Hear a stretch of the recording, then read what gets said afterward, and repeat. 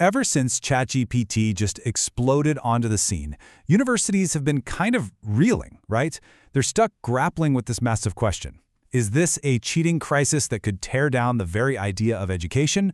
Or is it the start of a huge learning revolution?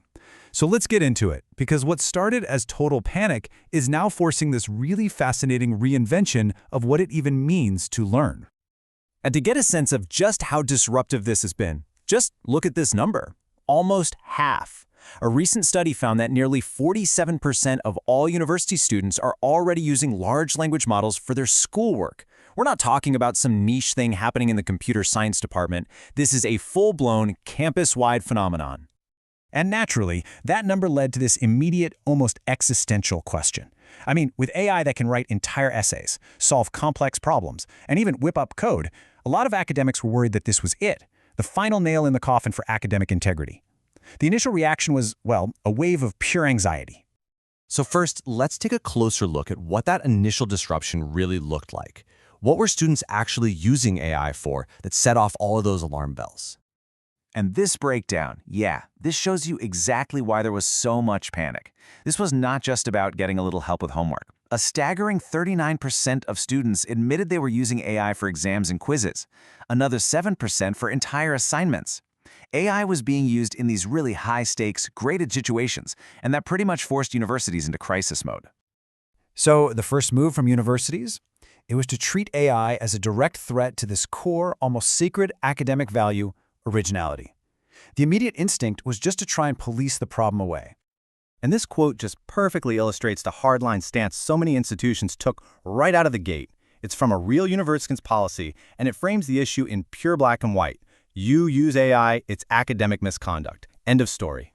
So the crucial thing to understand about this initial reaction was the assumption behind it. Universities didn't see AI as a tool, like a calculator or a spell checker. They saw it as external assistance, something totally separate from the student. Using AI was basically framed as being the same as hiring a ghostwriter or just straight-up plagiarizing. It wasn't considered part of the student's own intellectual work. But here's where things got really interesting. Trying to police originality like this, well, it accidentally kicked off a much deeper, way more complicated conversation. It forced academics to ask a question they hadn't really had to think about for decades. You see, for years, academia has operated on this idea of originality that's sometimes called the lone genius in the attic. The whole assumption was that truly original work was 100% self-generated, created in total isolation without any outside help. That was the gold standard.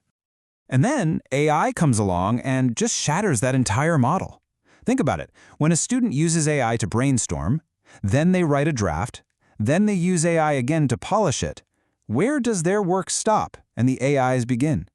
That question just completely challenges the foundation of that old definition. This quote absolutely nails the new reality we're in.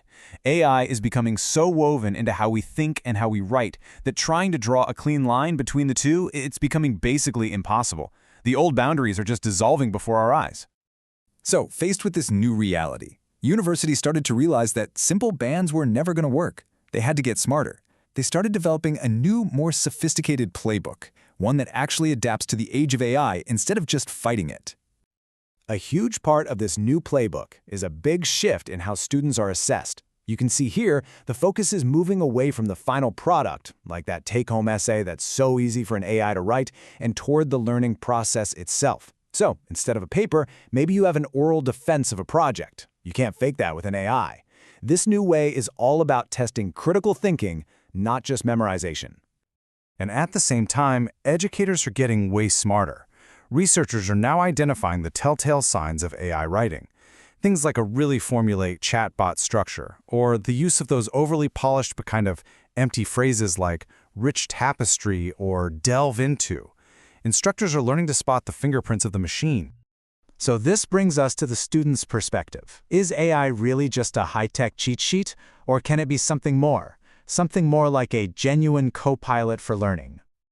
I think this quote from an actual student says it all. For a lot of them, AI isn't about avoiding work. It's about overcoming some really tough, real-world challenges, like writer's block or just a total lack of motivation to even get started.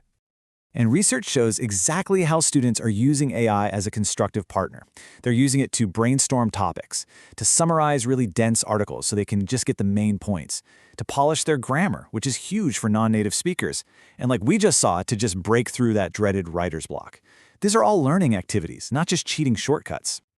And that's the real takeaway here. The whole conversation on campus is changing. The most forward-thinking schools now get that the goal isn't just to police these tools. It's to foster AI literacy, to actually teach students how to use these incredibly powerful tools, ethically, critically, and effectively.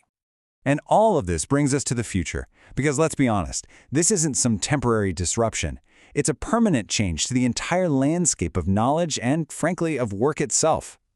And that's the big question we're all left with.